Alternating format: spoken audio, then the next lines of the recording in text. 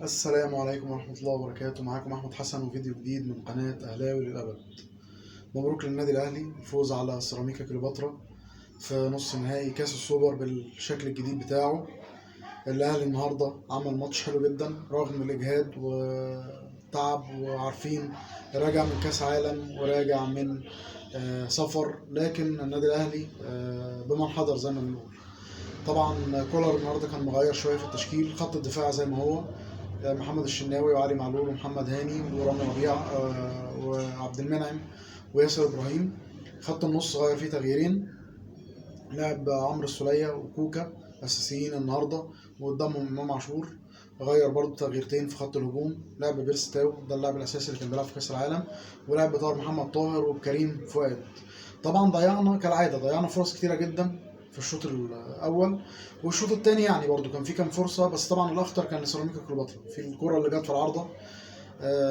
كانت الدنيا صعبه شويه. طبعا في نهايه الشوط الاول، قبل نهايه الشوط الاول بسبع دقائق، محمد الشناوي اتصاب وخرج، ونزل مصطفى شوبير اللي لم يختبر تماما في الماتش كله. بعد كده طبعا اتصاب برضو ياسر ابراهيم. وان شاء الله تكون مش اصابات، يعني اظن انها اصابات عضليه عشان الاجهاد والكلام ده، فباذن الله يلحقوا كاس الامم الافريقيه باذن الله. ده المهم طبعا بالنسبه لنا الفتره الجايه. فخرج ياسر ابراهيم ونزل رامي ربيعه، وكان في تغييرات بعد كده، نزل حسين الشحات. مودست لعب النهارده. مودست عمل اسيست من نص الملعب، يعني اول مره اشوف اسيست من نص الملعب. امام عاشور طبعا لاعب خطير جدا ما شاء الله عليه، ابتدى يدخل في روح الفانلة الحمراء. حاجه كده بلس 90 بقى، خيال. عدى من لاعب وعدى من التاني، خده في ظهره، وبعد كده هوب لعب الكرة حلوه قوي بوش رجله، الكرة تخبط في العارضه. ده عشان مجهود بقى، سبحان الله، يعني ربنا اداله عشان مجهوده اللي عمله ده. الكرة تخبط في العارضه، والجون يقعد يلف حوالين نفسه مش لاقي الكرة فين، تخبط في المدافع بتاع سيراميكا وتدخل جون. هو ده ده الاجتهاد اللي احنا بنقول عليه دايما. النادي الاهلي بيجتهد لغايه اخر لحظه، فربنا بيكرمه دايما ان شاء الله. سمعت طبعا الكلام الغريب والعجيب اللي قاله كابتن ايمن الرمادي هو واللعيبه بتاعته، محمد بسام مثلا حارس المرمى. كله طالع بيتكلم على العداله التحكيميه، يعني ما شفناش اي لقطه مؤثره للحكم، يعني ما لغاش مثلا ضربه جزاء، ما فيش جون جه واتحسب اوفسايد او ما اتحسبش.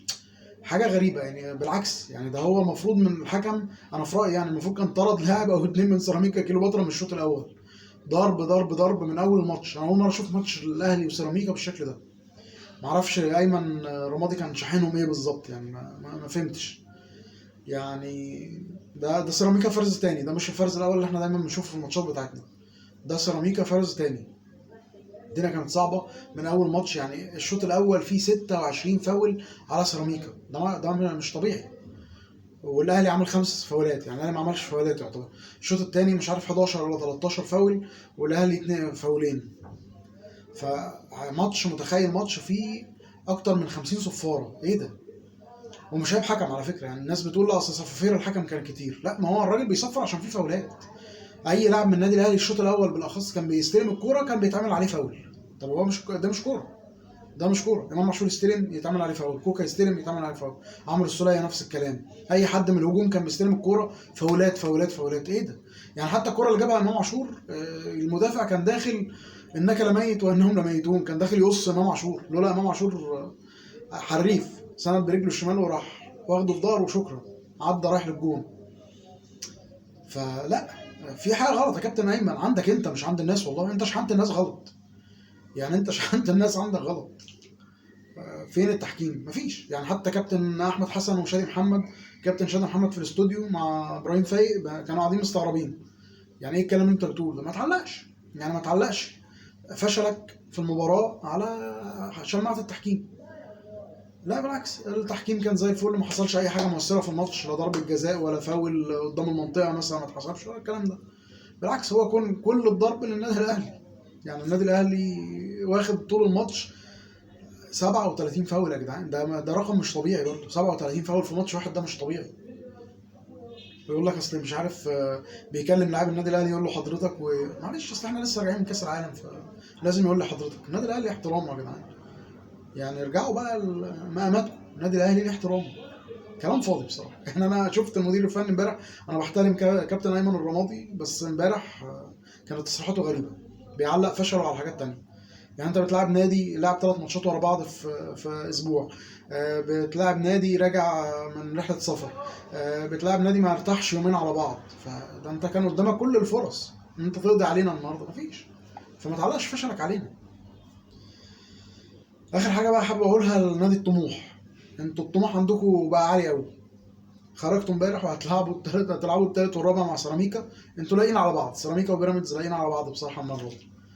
فرساله لنادي الطموح، يعني بتشتروا من حد بيديكوا الطموح غلط، بيديكوا طموح مستعمل، غيروا الراجل اللي انتوا بتشتروا منه الطموح والنبي، لان الطموح بتاعكم فاسد.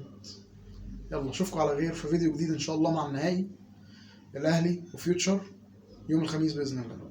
السلام عليكم.